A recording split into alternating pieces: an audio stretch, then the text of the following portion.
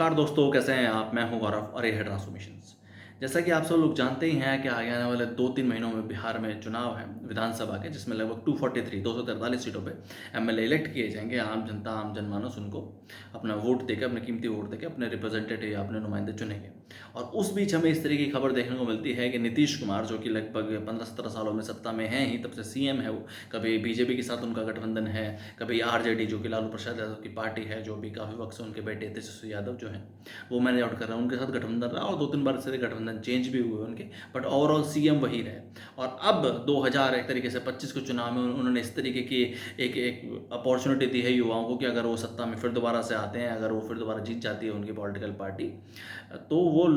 जो एक तरीके से अनएम्प्लॉयड ग्रेजुएट्स हैं उनको लगभग आने वाले 2 साल तक, 24 महीने तक 1000 रुपये पर मंथ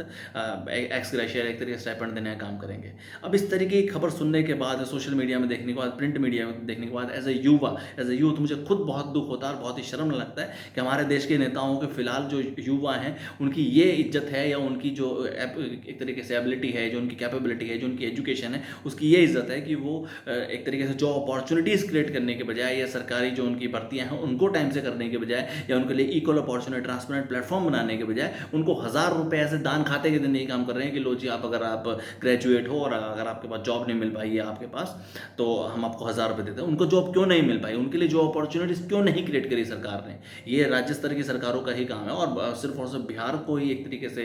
चिन्हित नहीं कर रहा। अगर मैं ओवरऑल अगर किसी भी राज्य की बात करेंगे तो हर जगह इस तरीके की इश्यूज़ ही हैं। अभी रिसेंटली बिहार में काफ़ी लंबे वक्त तक युवाओं ने प्रोटेस्ट भी किया, जो स्टेट लेवल एग्जामिनेशन जो टाइम से नहीं हो रही है उनमें जो धांधलियाँ हैं, और इस तरीके की इश्यूज़ हमें हर स्टेट में देखने को मिलती है। मतलब राजस्थान हो, हरियाणा हो, हर जगह का युवा प्रोटेस्ट ही कर रहा है अपनी बेसिक मांगों के लिए। अभी एसएससी का प्रोटेस्ट तो रिसेंटली हो के चुका है दिल्ली में, जिनकी सिर्फ और सिर्फ ये मांग थी कि एक ट्रांसपेरेंट वे में, एक ओपन अपॉर्चुनिटी पे उनको मिल पाए और टाइम से पेपर हो पाए ट्रांसपेरेंट वे में, ताकि अगर उनके अंदर एबिलिटी है, कैपेबिलिटी है, तो उस क्लियर करके अपनी जॉब पा सके। और सिमिलरली इस तरीके के हम देखते हैं कि नेता अपने एक तरीके से चुनावी वादों में ये बता रहे हैं कि 1000 रुपये उनको मिल जाएंगे और अगले आने वाले 24 में तब तक उनको जॉब मिल पाएगी, ऐसा कुछ हो पाएगा तो उनकी मदद हो पाएगी। इंस्टेड कि उनके लिए बेटर जॉब अपॉर्चुनिटीज़ बनाना है, जो टाइम से स्टेट लेवल एग्जामिनेशन हैं वो टाइम से हो, ट्रांसपेरेंट वे में हो, अगर उनके अंदर काबिलियत है तो वो खुद वो सब कुछ पा सके। 1000 रुपये क्या, अगर उनको अगर